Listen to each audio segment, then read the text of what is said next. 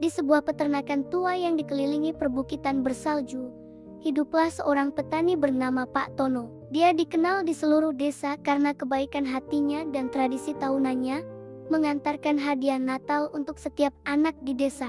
Tahun ini, seperti tahun-tahun sebelumnya, lumbungnya dipenuhi tumpukan kado yang terbungkus rapi, berkilauan di bawah cahaya lampu. Semuanya sudah siap. Hadiah, daftar nama anak-anak, dan semangat Natal yang membara di hatinya. Pak Tono selalu menggunakan traktor merahnya yang besar dan kuat, yang ia beri nama Si Gagah, untuk mengantarkan semua kebahagiaan itu. Si Gagah adalah traktor modern yang bisa diandalkan, mampu menerobos salju tebal sekalipun. Malam Natal pun tiba, salju turun dengan lembut, menutupi seluruh lanskap dengan selimut putih yang tebal. Pak Tono mengenakan jaket tebalnya, topi wol, dan sarung tangan, lalu berjalan menuju garasi untuk menyalakan Si Gagah. Dia memasukkan kunci, memutarnya, dan tidak ada suara. Hanya bunyi klik yang pelan. Dia mencoba lagi, klik, lagi, klik, klik, klik. Jantungnya berdebar kencang. Dia membuka kap mesin, mencoba memeriksa apa yang salah, tetapi mesin itu dingin dan dia membisu.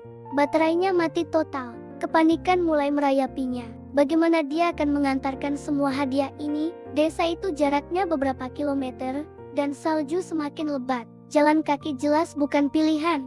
Anak-anak di desa pasti akan sangat kecewa. Memikirkan wajah-wajah sedih mereka di pagi Natal membuat hati Pak Tono terasa berat. Dia duduk di tumpukan jerami, menatap tumpukan kado dengan putus asa. Saat itulah dia mendengar suara ringkikan pelan dari sudut lumbung. Itu adalah Bintang, kuda tua kesayangannya. Bintang telah melayani peternakan itu dengan setia selama bertahun-tahun, menarik bajak dan gerobak sebelum Si Gagah datang. Sekarang, dia sudah pensiun, menghabiskan hari-harinya dengan damai di padang rumput atau di dalam lumbung yang hangat. Usianya sudah tidak muda lagi, dan tenaganya pun tak sekuat dulu. Bintang berjalan perlahan mendekati Pak Tono, lalu menyandarkan kepalanya yang besar di bahu petani itu, seolah mengerti kesedihannya. Pak Tono mengelus leher Bintang. "Oh, Bintang," desahnya, "aku tidak tahu harus berbuat apa. Natal akan hancur tahun ini." Bintang meringkik lagi, kali ini lebih keras, dan mengibaskan kepalanya ke arah sudut lumbung yang gelap dan berdebu. Di sana, tersandar di dinding, ada sesuatu yang sudah lama tidak digunakan Pak Tono, sebuah kereta luncur kayu tua. Kereta itu adalah peninggalan kakeknya, yang dulu juga menggunakannya untuk berkeliling di musim dingin. Pak Tono menatap Bintang, lalu ke arah kereta luncur. Sebuah ide mulai terbentuk di benaknya, sebuah ide yang gila, tapi mungkin satu-satunya harapan.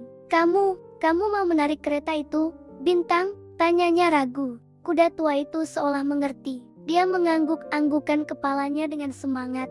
Matanya yang bijaksana berbinar seolah berkata, "Tentu saja, aku masih kuat." Semangat Pak Tono kembali menyala. Dia segera bergegas membersihkan debu dan sarang laba-laba dari kereta luncur tua itu. Dia memeriksa rangkanya, yang ternyata masih sangat kokoh. Dia memasang tali kekang pada Bintang, sesuatu yang sudah lama tidak mereka lakukan bersama. Rasanya seperti kembali ke masa lalu. Bintang tampak bersemangat, kakinya menjejak-jejak salju dengan tidak sabar. Dengan bantuan beberapa hewan peternakan lain yang seolah ikut memberi semangat, Pak Tono memuat semua hadiah ke atas kereta luncur. Kereta itu kini penuh dengan kotak-kotak warna-warni, siap untuk memulai perjalanan. Pak Tono naik ke kursi kusir, memegang tali kekang dengan erat. "Baiklah, Bintang, mari kita selamatkan Natal," katanya dengan suara bergetar karena haru dan semangat. Dengan satu tarikan lembut, Pak Tono memberi isyarat. Bintang menarik dengan sekuat tenaga. Awalnya terasa berat, tetapi kemudian, dengan derit pelan, kereta luncur itu mulai bergerak maju. Mereka meluncur keluar dari lumbung, memasuki malam bersalju yang ajaib. Hanya ada suara denting lonceng kecil yang dipasang Pak Tono di tali kekang Bintang dan deru angin lembut. Bintang berlari dengan kecepatan yang mengejutkan untuk seekor kuda seusianya. Langkahnya mantap dan penuh tujuan, seolah dia tahu betapa pentingnya misi mereka malam itu. Mereka melewati hutan-hutan yang tertutup salju, di bawah cahaya bulan purnama yang mengintip dari balik awan. Pemandangannya sungguh indah.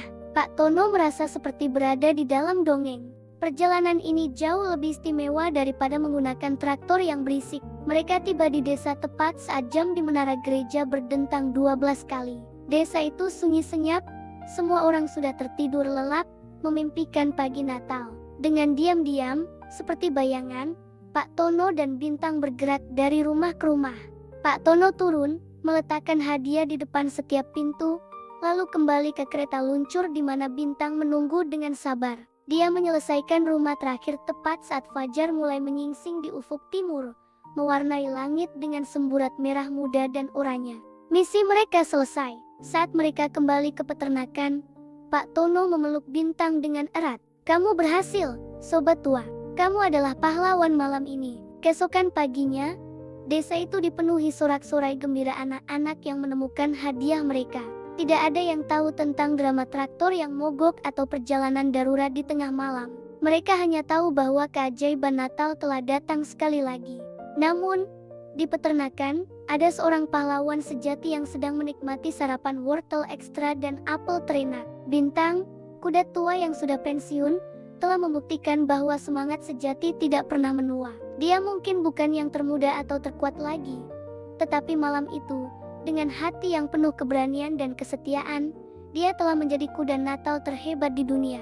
Kisah ini menjadi legenda di peternakan, sebuah pengingat bahwa pahlawan bisa datang dalam bentuk apapun, dan terkadang, cara lama adalah cara yang terbaik. Selamat Natal untuk semua.